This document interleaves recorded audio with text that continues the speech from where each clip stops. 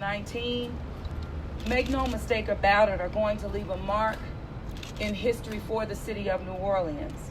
We will get through this, but how we respond to this pandemic will define who we are. My number one concern is and always has been to protect and serve the people of our city. I know a lot of our people at this time are really worried, and I understand they have a right to worry about how they're going to make ends meet. And I hear you, and I've been fighting for you, and will continue to do just that. Me along with my entire administration, and also members of your New Orleans City Council as a body. We're going to meet these needs. We are, but it's how we can get there.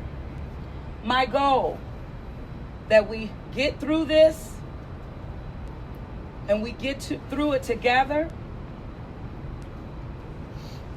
And it really does have an impact on, again, how we respond. Everyone needs help in getting through this. And I guess that's the most critical point. All of us will feel the impact of this. I want to share just some ways that you can access information.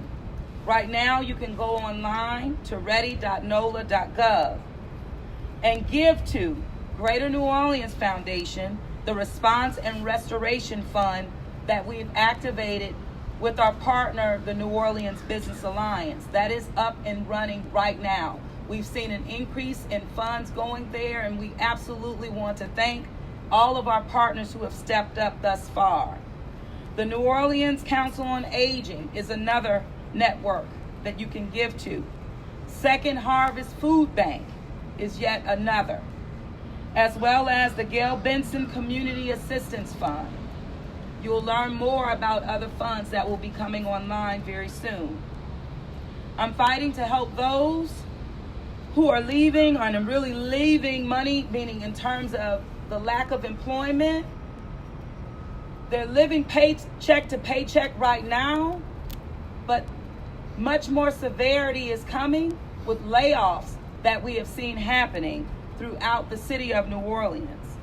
But we're fighting again for those who are living paycheck to paycheck. We're fighting for SBA relief for businesses to weather through this time. And yes, that means that I'm fighting for City Hall and City Hall employees as well.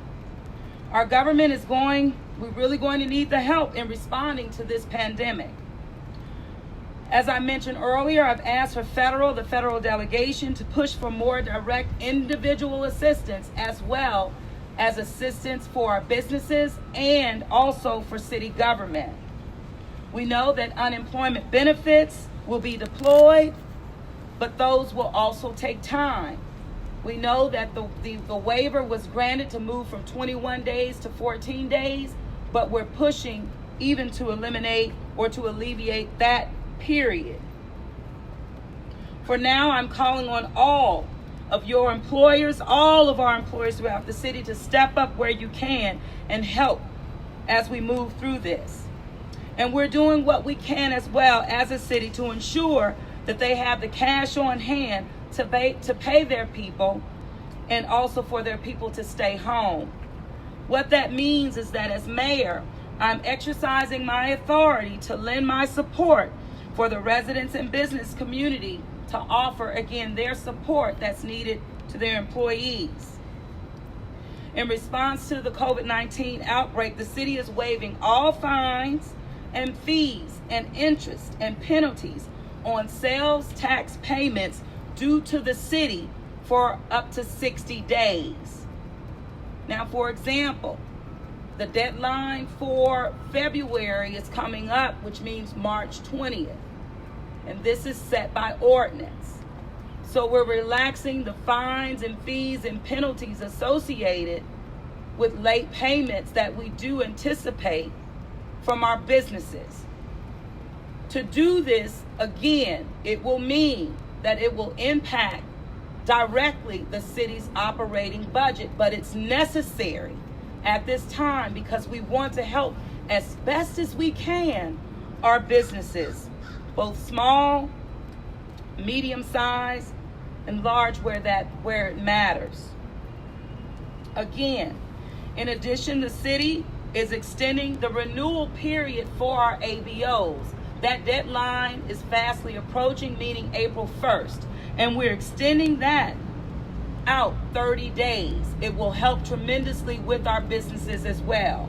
We're willing to do all that we can, but at the same time, we have to protect the bottom line and have enough operating cash to meet the daily needs, basic city services, and we cannot take our eye off of that, providing, again, basic city services.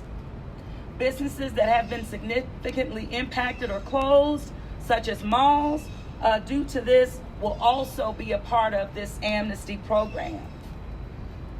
I've relaxed what is owed to the city, and businesses must also use this as an opportunity to leverage this to empower them to help their employees the best way that they can, and that means paying their employees. I want to be clear. Businesses that are continuing to operate, such as grocery stores, should continue to remit their taxes to the city and do so on time. This is very important because as we're putting this amnesty in place, understand that the month of February that is due to be remitted to the city on the 20th of this month, that was through the period of Mardi Gras, which is always that larger month in terms of taxes and remittal for the city of New Orleans. But we feel that it's imperative that as a city we do the best that we can, again, to minimize the hit that we know that our businesses have. I'm going to ask my Chief Administrative Officer, Gilbert Montano, to come forth. He will unpack what these decisions really do mean and how they will impact the daily operations of city government. Our administration has been working diligently behind the scenes as it relates to the city's financial ship. It's so important because we have to keep city government operational. Again, basic city services.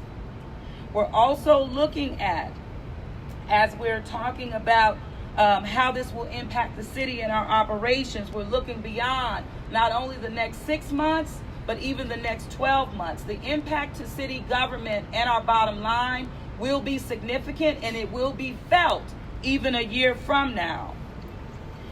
You know, we have to keep in mind that we're still under several declarations in terms of emergency. One being the Hard Rock collapse, as well as the cyber attack that truly did disrupt how we do business as a city. And in addition to that, we have COVID-19 and then some other obligations that are on the table that we're really trying to work through. Each of these events have been significant as it relates to our financial future, meaning the city's financial future, city government's financial future. And the city is going to feel, again, this impact for months, and it could be years to come. So we have to make decisions today to ensure that we're able to operate as a city for months to come.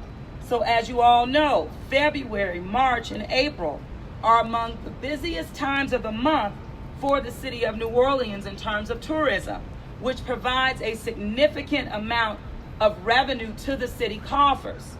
Keep in mind that sales tax that are generated through business functions make up over 50% of the operating budget for the city. So we are not taking this lightly at all. This could lead into contracts being canceled. It could lead to furloughs. It could lead to layoffs related to city government and city operations. So everything is on the table at this time. And it means, again, the employees that are currently working for the city of New Orleans. So I must make decisions. I must do them with the information that I'm provided. I understand, and you should as well, that this is a very fluid situation and will continue to be. But the financial footing of this city is also the top priority, because if we cannot operate, then that means basic city services will come to a screeching halt. And that is something that I cannot and will not allow to happen. But it puts me right back into thinking about a cost reduction plan for the city of New Orleans across the board, not limited to contracts, not limited to furloughs, and not limited to layoffs.